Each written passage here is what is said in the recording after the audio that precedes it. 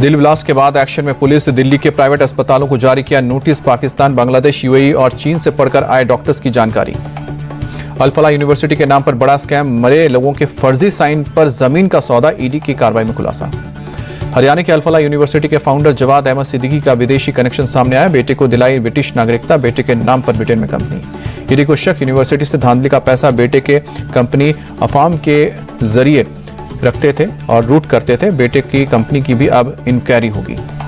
कर्नाटक में मुख्यमंत्री की कुर्सी को लेकर जारी खींचतान के बाद बेंगलुरु में सिद्धरमैया डीके शिव कुमार की मुलाकात हुई। हाईकमान के आदेश को मानने के लिए कहा। नाश्ते पर मीटिंग के बाद सिद्धरमैया का बयान। नाश्ते पर मुलाकात अच्छी रही, हमारे बीच कोई मतभेद नहीं। सिद्धरमैया बोले, पार्टी आलाकमान का हर फैसला हम दोनों मंजूर करेंगे। बीजेपी अविश्वास प्रस्ताव लाई तो भी कुछ नहीं।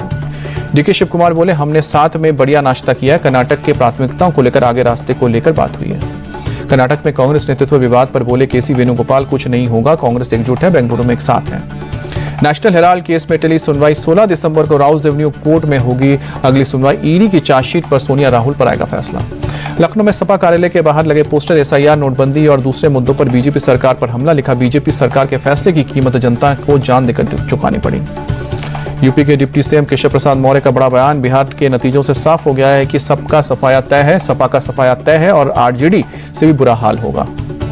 एमसीडी उपचुनाव पर बोले दिल्ली बीजेपी अध्यक्ष वीरेंद्र सचदेवा, नतीजे बीजेपी के पक्ष में होंगे। दिल्ली का किसी ने विकास नहीं किया बीजेपी की तरह। बिहार में 1 दिसंबर से नई विधानसभा का पहला सत्र। पहले दिन सभी 243 विधायकों को शपथ दिलाई जाएगी। 2 दिसंबर को स्पीकर का चुनाव होगा। 3 को राज्यपाल का अभिभाषण। जेडीयू प्रवक्ता नीरज कुमार बोले, विधानसभा का पहला सत्र खास होगा। लोगों से किए गए वादों को पूरा करने के लिए हमारी सरकार का जोर। आरजेडी नेता मृत्युंजय तिवारी बोले, कम संख्या में बावजूद इसके जिम्मेदार विपक्ष की भूमिका हम निभाएंगे। बिहार के मुजफ्फरपुर में अतिक्रमण पर चला बुलडोजर। अवैध दुकानों और अस्थायी निर्माणों पर चला बुलडोजर। नगर निगम की ओर से नोटिस दिया गया था। नालंदा में हाईकोर्ट के आदेश पर बुलडोजर एक्शन के बाद माहौल गरमाया। लोजपा सांसद अरुण भारती और बिहार के मंत्री संजय पासवान पहुंचे।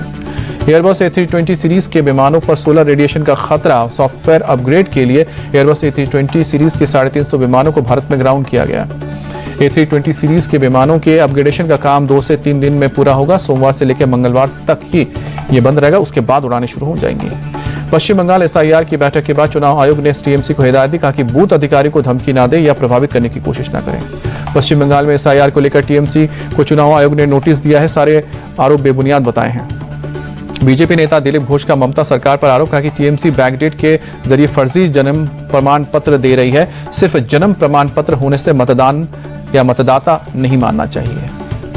टीएमसी के एसआईआर पर सवाल उठाने पर बीजेपी का पलटवार। शुभेंदु अधिकारी बोले, बांग्लादेशी घुसपैठियों को संरक्षण दे रही है ममता बनर्जी। बंगाल में किसी बीएलओ की मौत नहीं। पश्चिम बंगाल सरकार पर बिहार सरकार के मंत्री मंगल पांडे का अटैक। कहा कि ममता बनर्जी घुसपैठियों को संरक्षण दे रही है, पुलिस तंत्र का गलत इस्तेमाल कर रही है। दिल्ली के करोलबाग में चला बुलडोजर। अवैध निर्माण को जमींदोज किया गया। कार्रवाई का विरोध हुआ। बरेली में देर रात चला नगर निगम का बुलडोजर। सब्जी मंडी के पास अतिक्रमण को हटाया गया। विरोध के बाद रोकी गई कार्रवाई।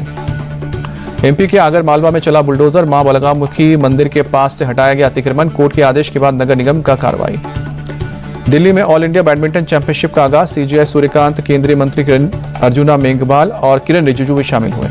श्रीलंका में तबाही मचाने के बाद भारत की ओर बढ़ा है तूफान दितवा। तमिलनाडु, पुडुचेरी और आंध्र प्रदेश में भारी बारिश का अलर्ट। तमिलनाडु के 13 जिलों में स्कूल कॉलेज बंद। तमिलनाडु में चक्रवात तितवा का असर।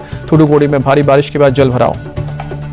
नागापट्टनम में भी भारी बारिश के बाद जलभराव। कई इलाकों में जलमग्न होने से लोगों की परेशानी बढ़ी। श्रीलंका में चक्रवाती तूफान दितवा का कहर। भारी बारिश की वजह से लैंडस्लाइड के चलते अब तक 80 से ज्यादा लोगों की मौत।